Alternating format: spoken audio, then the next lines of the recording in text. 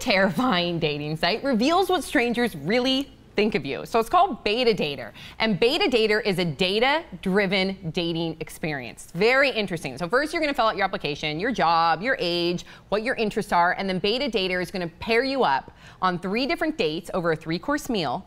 And then you have to give 3 pieces of feedback to your date. They have to give 3 pieces of feedback in regard to you, but it is anonymous and it's supposed to be constructive. It has to be constructive. So people can be natural and feel like that they can be themselves. Now, if you feel like that you had a connection and the other person felt that way, then Beta Dater will pair you up as a love connection. You can go out again.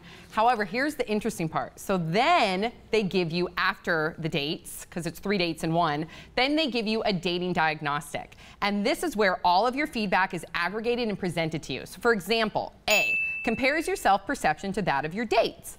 B, reveals what areas you may be overestimating or even underestimating the quality of your first impression. And C, gives you the data you need to ask yourself, do people really see me as I see myself? Thoughts, 5 words or less. I'm kind of down for that. Beta dates, better than no dates. Does crying count as 5 words? Beta data, haters. See you later. Masturbator. Data, whole lot of tough loving. And data, D-A-T-A. Data, whole lot of tough loving. Or just make a YouTube channel because people will tell you how they feel real quick. But at least here, people are being constructive. On YouTube? Oh, no, honey. No. We on the same YouTube? No. On Beta Dater, at least they're supposed to be constructive. Right. So what do you guys think about Beta Dater and the concept? Brett? I like the idea of people going on dates, the place where you're most vulnerable. And after it not going well, the moment that you're feeling most insecure, trusting the people who are feeling insecure to give you like honest, constructive criticism, when usually it's like, it's your fault, you asshole. And I think that could happen, and what you're gonna have to do is you're gonna maybe do it a few times and then look to see if there's any trends.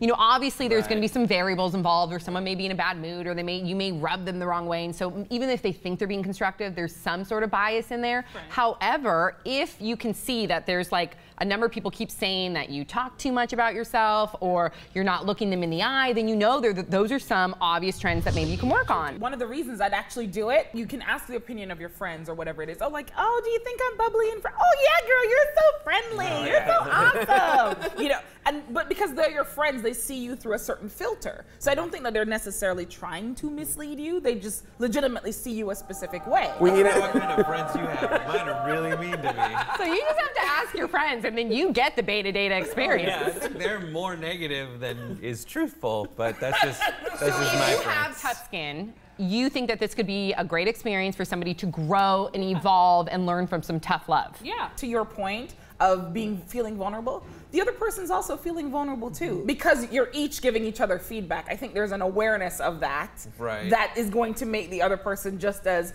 okay, I'm on my best behavior too, and you're just as you would be on a date. It can go that way, but I can definitely sense it being like, it well, could destroy your self-confidence just really too. bad for your self-confidence, and people being like, this person is the worst human in the world. The thing that's always interesting about dating relationships is the one place where you never really get too much feedback. If you do any job, any task, even if you do something like acting or whatever, you get like, oh, that didn't feel real. But somehow with dating, it's just like, you'll figure it out, you know, whatever. It's like, no, sometimes you do have a habit, and you may not know it, that once you hear a few times, like, oh, you really do this. It's like, okay, well, maybe I'll change that up. Yeah, and if you go in there knowing that you kind of like build yourself up and prepare yourself, then maybe it won't hurt your self-confidence as much. Yeah. And you could just see it as like an experiment. Yeah. You know, just why not? Yeah. And if you do YouTube, you'll be fine. Yeah. If you do YouTube videos, you'll be fine. Yeah, that's why it works. Yeah. I've been called everything worse in the world on YouTube. Girl. I ain't scared. Yeah.